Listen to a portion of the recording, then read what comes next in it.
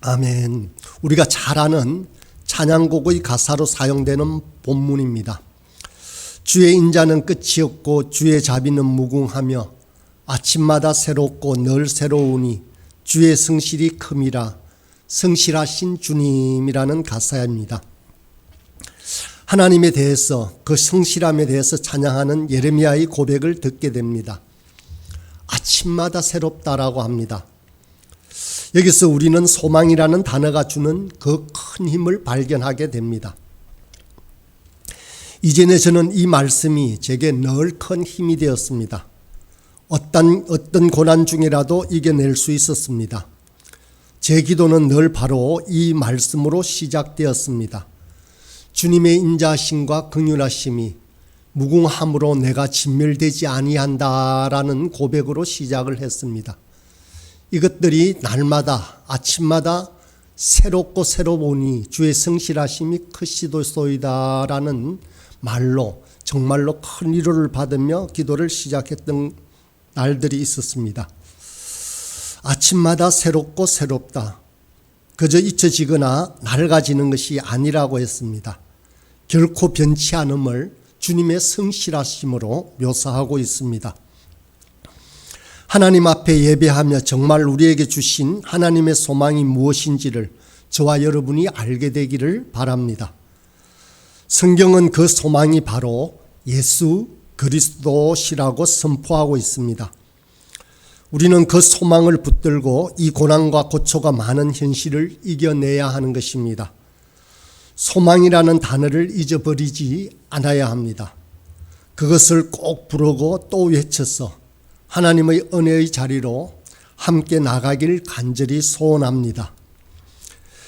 하나님의 성실하심, 주의 인자는 끝이 없고 주의 자비는 무궁하며 아침마다 새롭고 늘 새로우니 주의 성실이 크다는 것을 깨달았기 때문입니다. 이 고난과 고초 속에 있는 예레미야가 이 절망 중에 낙심 중에 소망이라는 단어를 떠올릴 수 있었던 이유는 바로 무엇입니까? 예레미야에 대해서 생각할 때 우리가 꼭 기억해야 할 한 구절이 있습니다. 그것은 예레미야 1장 10절의 말씀입니다. 제가 한번 읽어보겠습니다. 보라, 내가 오늘 너를 여러 나라와 여러 왕국 위에 세워 내가 그것을 뽑고 파괴하며 파멸하고 넘어뜨리고 건설하며 심게 하였느니라 하시느니라. 이 말씀은 하나님께서 예레미야를 처음 부르실 때 주셨던 약속의 말씀입니다. 이 약속의 말씀은 이미 성취될 것이라는 확정된 말씀이었습니다. 성실하신 하나님께서 약속을 하시고 그것을 반드시 이루어내십니다. 그래서 그 하나님은 우리의 하나님이시며 우리가 믿을 수 있는 분이라는 사실을 우리는 기억하게 되는 것입니다.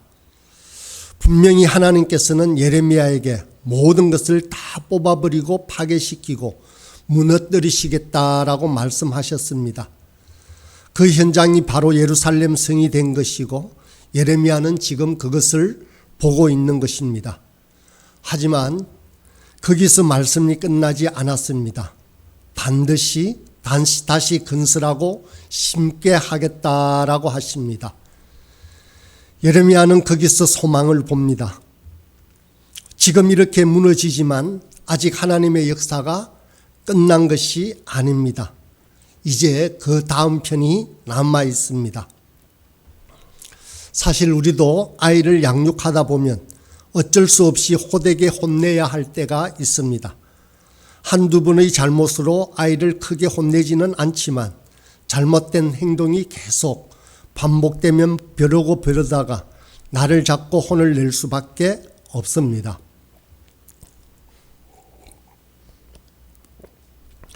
그러나 그 엄한 꾸짖음 속에서도 부모의 마음은 무겁기 마련입니다.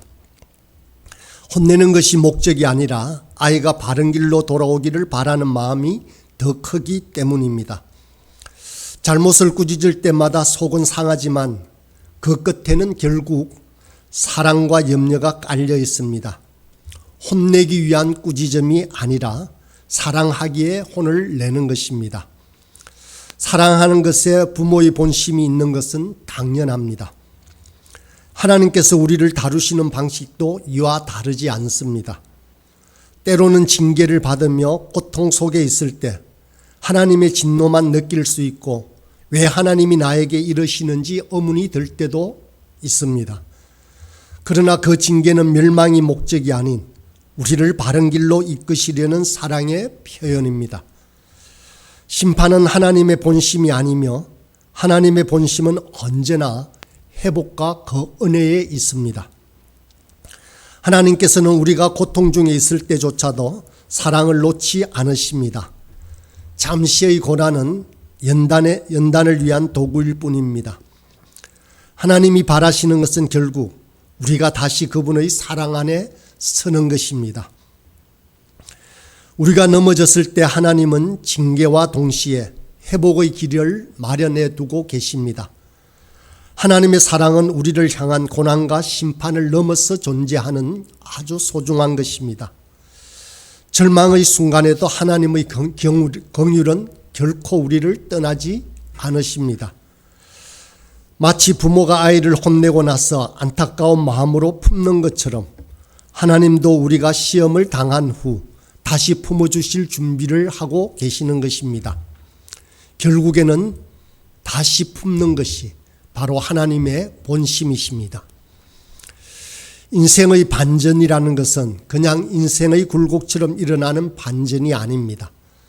영원한 생명으로 가는 하나님의 사랑의 반전입니다. 그것은 바로 예수 그리스도의 이름을 통한 부활의 믿음과 소망으로 가능해지는 것입니다. 예레미야는 계속해서 이런 말씀을 합니다. 24절로 26절의 말씀입니다. 내 심령에 이르기를 여호와는 나의 기업이시니 그러므로 내가 그를 바라리라 하도다. 기다리는 자들에게나 구하는 영혼들에게 여호와는 선하시도다. 사람이 여호와의 구원을 바라고 잠잠히 기다림이 좋도다. 예레미야는 하나님이 선하신 분이시며 하나님이 구원의 주인이시라는 사실을 확신합니다. 그래서 예레미야는 잠잠히 기다리고 바라는 삶을 선택할 수 있는 것입니다. 하나님을 바라는 자들은 하나님이 좋게 여기시는 것과 싫어하시는 것을 구별할 수 있게 됩니다. 그것에 대해서 예레미야는 또 이렇게 얘기합니다.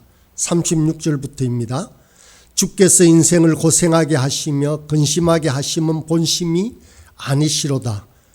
세상에 있는 모든 갇힌 자들을 발로 밟는 것과 지존자의 얼굴 앞에서 사람의 재판을 굳게 하는 것과 사람의 송사를 억울하게 하는 것은 다 주께서 기쁘게 보시는 것이 아니로다.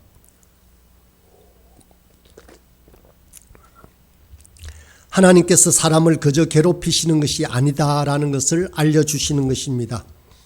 하나님께서 보기 싫어하는 것들을 하나님은 치워버리실 것이라고 말씀하고 계시는 것입니다. 그러면 하나님의 구원을 기다리며 잠잠히 바라보는 자에게 어떤 일이 일어날까요? 자기가 하지 말아야 될 것과 해야 될 것을 명확하게 구분하게 될 것이라는 것입니다. 우리는 하나님이 원하시고 하나님이 보시기에 좋은 일을 행할 수 있어야 합니다. 그것이 우리에게 얼마나 중요한 것인지 그것을 발견하는 하루가 되기를 간절히 소망합니다. 예레미야는 또 이렇게 얘기합니다. 37절에서 39절입니다. 주의 명령이 아니면 누가 이것을 능히 말하며 이루게 할 수 있으랴. 화와 복이 지존자의 입으로부터 나오지 아니하느냐. 살아있는 사람은 자기 죄들 때문에 벌을 받나니 어찌 원망하랴.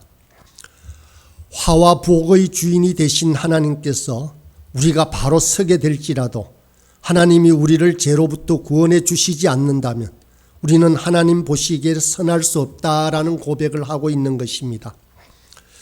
우리의 더럽고 추한 것, 거짓과 제약과 죽음을 두려워하는 모든 것들은 다 뽑히고 무너지고 다 깨어져야만 합니다. 주님 앞에만 소망을 두고 그 소망을 붙잡고 살아가야 합니다. 그것을 위해 기도하는 하루, 그리고 하나님께서 다시 세우실 것에 대한 소망을 가질 수 있는 그런 하루가 되기를 간절히 소원합니다.